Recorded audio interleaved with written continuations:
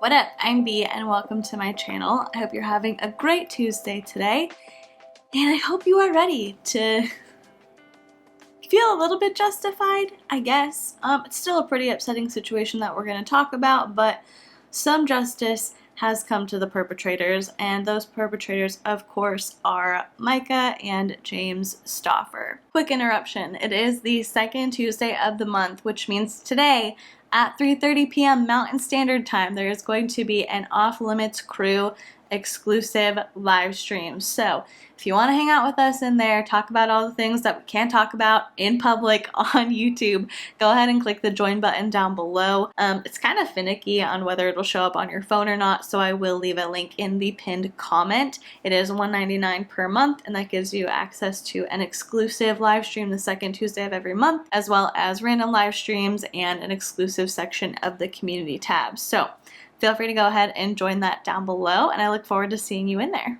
Now, I did a video on them last week talking about their history, the lead up to adopting Huxley, and kind of what was said by different doctors, different medical professionals, and how Micah and James both decided to ignore the suggestion to potentially back out from adopting Huxley and adopt a different child who would have less severe needs, and they both decided not to do that. And they continued with Huxley's adoption, which in theory is great, but we all know that that turned out not to be the best decision, and they have since given him to another family. There are some questions of, did they actually give him to another family? Is he with an agency? Stuff like that. And so we will go over that. But first, I just want to give an update on where their channels stand currently, because I think it's important as YouTube viewers, as people who are watching other people on YouTube, to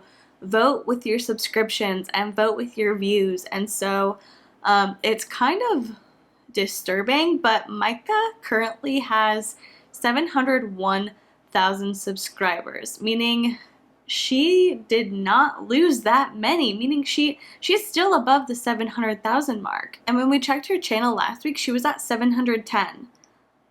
How has she not lost more than that? I truly don't know, but she's not posted on there since she posted the video and update on our family, and as of now, the adoption journey playlist that we discussed is still public. It's still available, but 25 of the 27 videos on there have been taken down, and for good reason. Now, we all know that they have two additional channels.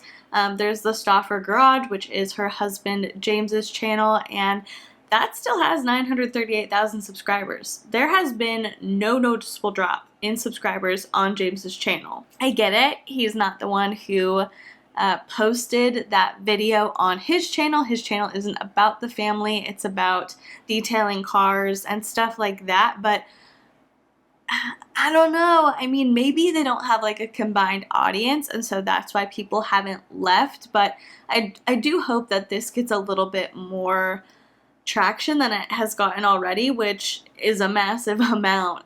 It's quite insane actually how many different news articles there are on this. So hopefully his subscribers will hear about it and we'll see a little bit more of repercussions on James's end of things, because he is just as responsible as Micah is for this. They are married, they are a partnership, they are a team. And I do hear some people, not in this situation, but in situations in general, saying, you know, I'm separate from my spouse. We're not the same person. I don't necessarily have the same views or opinions on them as they have on this thing or that thing. And I do, to an extent, agree.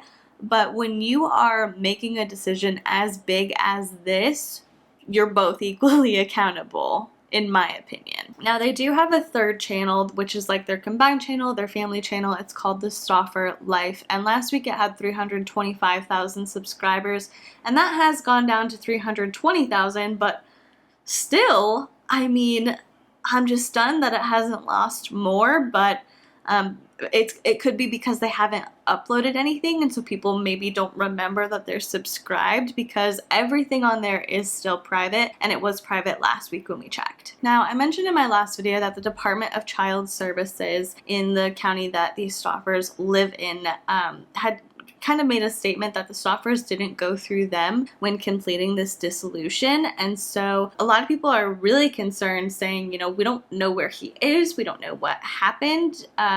When they first made the announcement, and even more so now as time has gone on, people have been really concerned about where Huxley actually is, because they can say anything they want, and they certainly have, and we don't know if it's true or not. They said, you know, Huxley has a new forever family, it's great, the mom's a nurse, kind of like Micah was, and they said it's all great, he's thriving, he loves it.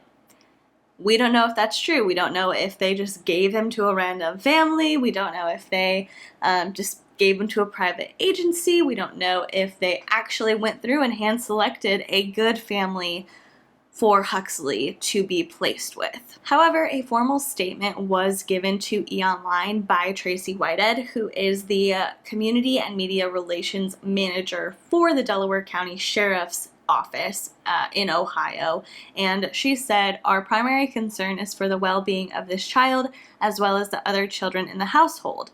Our investigation is ongoing and will include contact with all children to ensure their safety.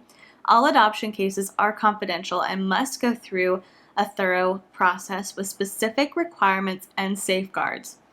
In private adoptions, there are the same legal requirements that must be adhered to. These include home studies as well as background checks on the adopting parents, and in this case, we are confident that the appropriate process is occurring." And she also said both parties are being represented by attorneys to ensure full compliance with the court process. So that statement was made by somebody who works for the sheriff's office, and while we don't have all the exact details of how this dissolution or rehoming was facilitated, it's quite honestly probably best for Huxley and his privacy that we don't know all the details.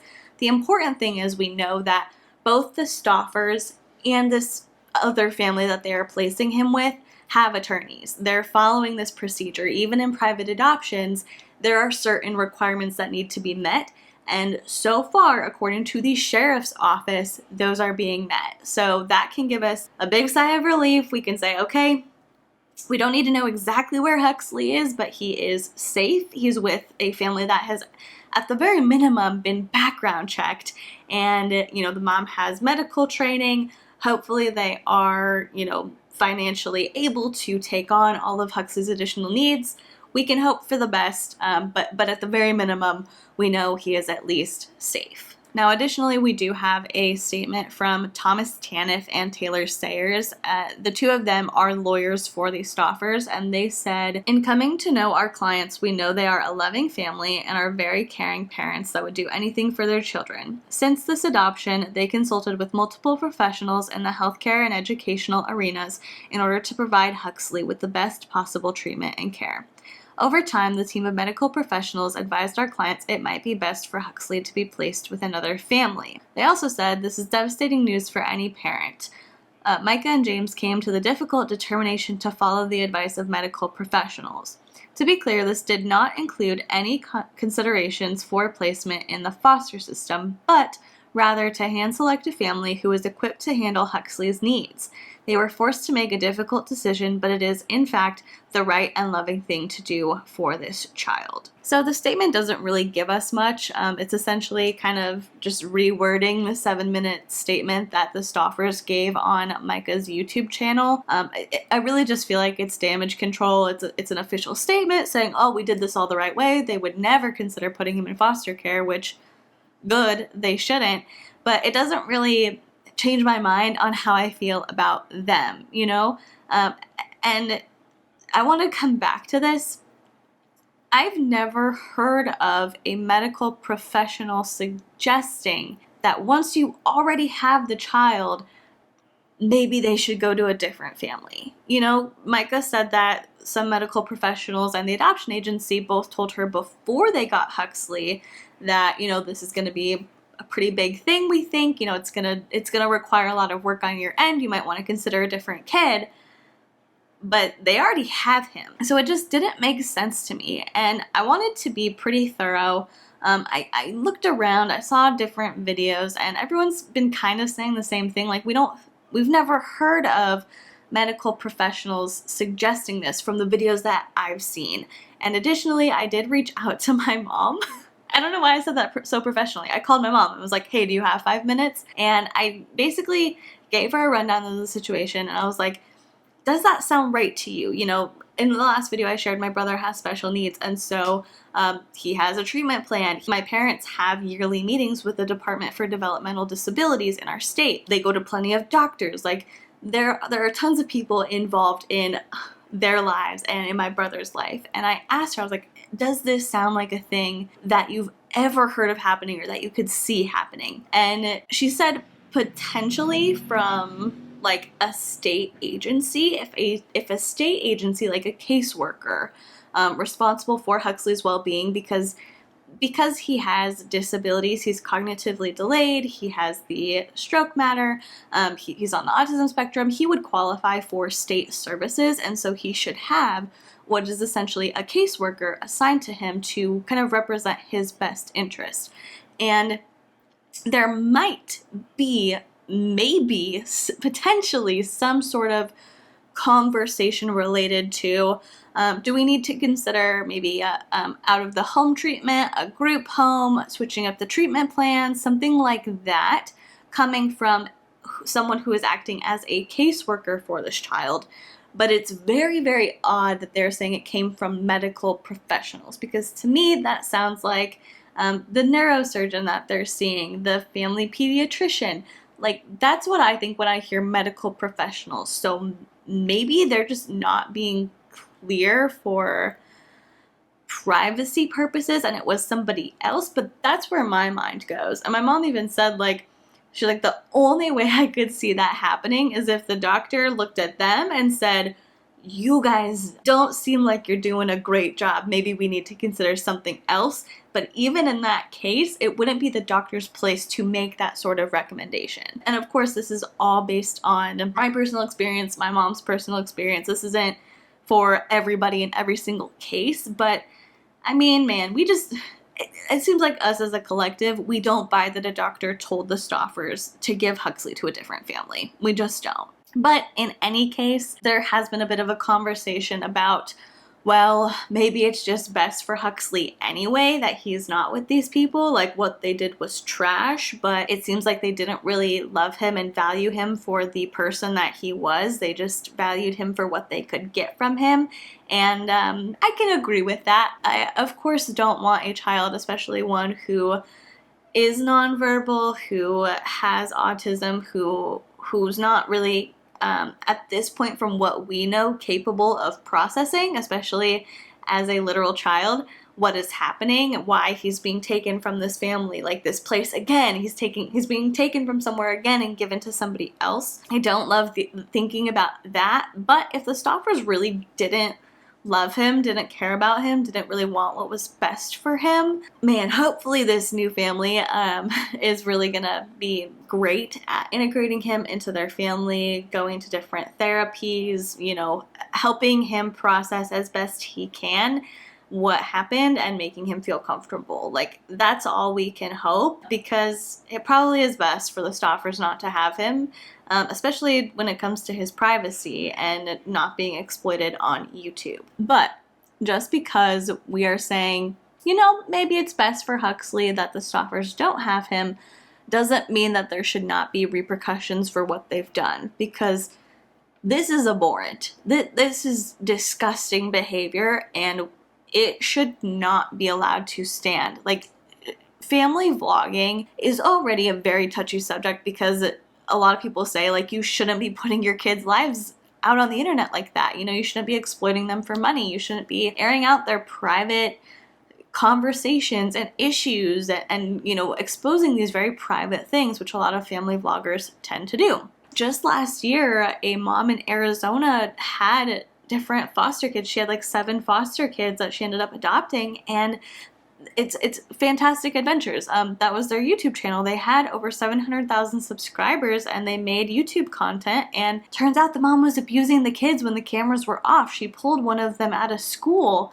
in order to be available for more filming, like YouTube time. And so their channel got taken down. She ended up going to jail, and some pretty upsetting things happened there. But this isn't the first time we've seen something like this, and it won't be the last. So we need to set the precedent now. And I mean, we need to set the precedent of we're not going to support people like this, but also brands and YouTube need to kind of come out and show what's acceptable and what is not. So there are a few ways that we as a collective, as a society, can say we're not okay with this. One of these is a petition. The goal of it was to have all adoption-related content featuring Huxley removed from the channel, like demonetized and removed, so that way they could no longer make any sort of money off of Huxley's story. And the petition got over 150,000 signatures, and the organizer, it's a man named William Smith from San Antonio, Texas, closed it as successful, and I think that's why 25 of the 27 adoption journey videos are now on private. But the last update for the petition says, Micah has removed all pictures of Huxley and set all videos of his adoption on her YouTube channel to private and will no longer generate revenue.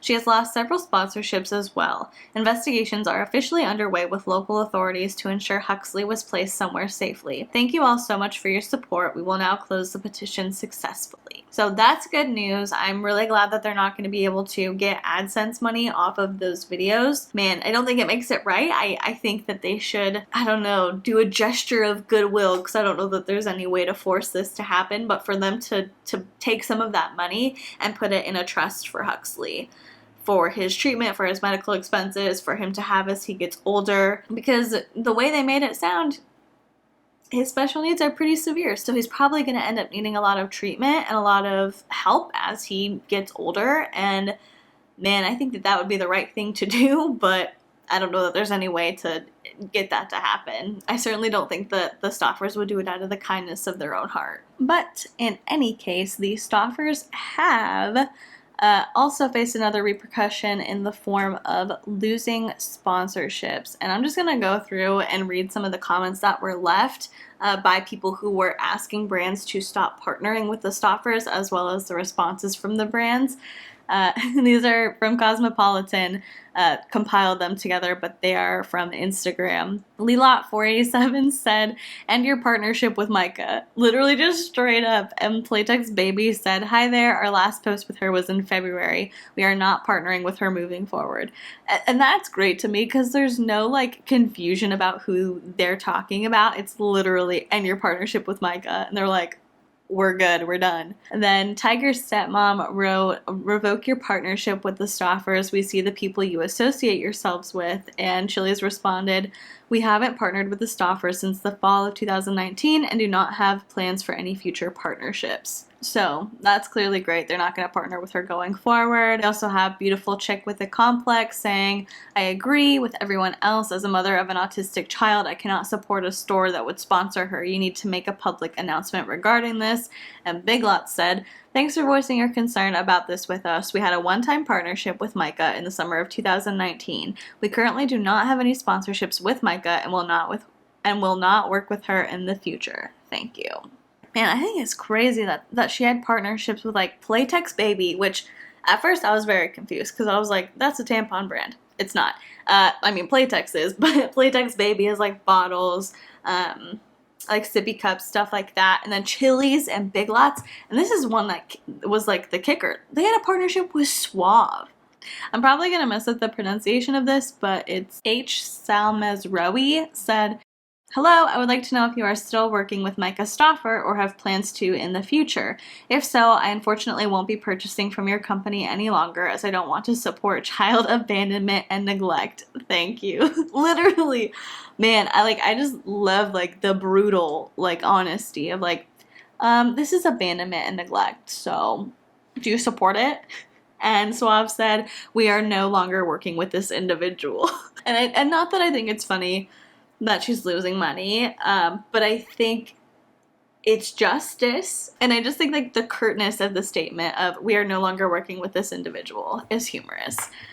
Finally, we also have Danimals, who announced it in an Instagram post, which seems very odd to me, and they said, Adventures are larger than life for @Alicia Back and her son. Want to get your own kids' adventures illustrated? Tag us. And then they have like different tags. And then right under that, they said, we have previously worked with Micah Stauffer and are no longer working with her. We are aware of the news she shared about her family and are very sad to hear about this difficult situation. I think it's so odd that they like added it onto the bottom of an unrelated post, but hey, no one can say they didn't say anything. So those are some of the brands that have ended partnerships with her. I don't know if there are any additional ones that have come out since this article was published, but I think it's great that they are officially stating, like, within the comments openly telling people that they're not going to work with Micah. And I think that so far, that is a good response. You know, she's got to know that there are these real life consequences to the decisions that she makes, and it doesn't sound like she's quite learned that lesson yet. I was watching a channel, one of you sent it to me, I believe it was Sinead, and the channel is called Without a Crystal Ball. Shout out to you, Sinead, because I watched a lot of videos on there, but the girl who runs the channel is talking a lot about different people who have reached out to her about Micah, who knew Micah, you know, before she became famous on YouTube and even throughout the YouTube process. And there are a lot of stories that just make me think that she doesn't care what people think of her. And there are people like that, but they require different repercussions in order to learn the same lessons that some of us may have learned in a variety of other ways. So I do hope that this shows Micah and James that this stuff is not okay. You can't use people like they are pawns. You can't use them for financial gain without any consequences. Like, you have to actually consider other people and their well-being. And I just hope that that lesson sticks. And I hope that they are not allowed to adopt a child ever again, but that they are good parents to the 4 that they have now. And I hope that they learn from this and they kind of have a come to Jesus reality moment of, oh, like, I can't necessarily just play games with people's lives. I really have to consider my actions because there are real life consequences. But that's my opinion. I would love to know what you think. I hope you enjoyed the update and it gave you some peace of mind if you were too concerned about where Huxley was and his safety. And any other thoughts or comments you have, definitely go ahead and leave them down below. And if you would consider liking this video or subscribing to my channel, that would be incredible. And if you have subscribed already, thank you so much. I am so appreciative of you and I love being able to just sit here, hang out, and talk about whatever. With all that being said, I'm going to go ahead and let you go. Thank you so much for watching. Please be kind to people and I will see you in the next one. Bye.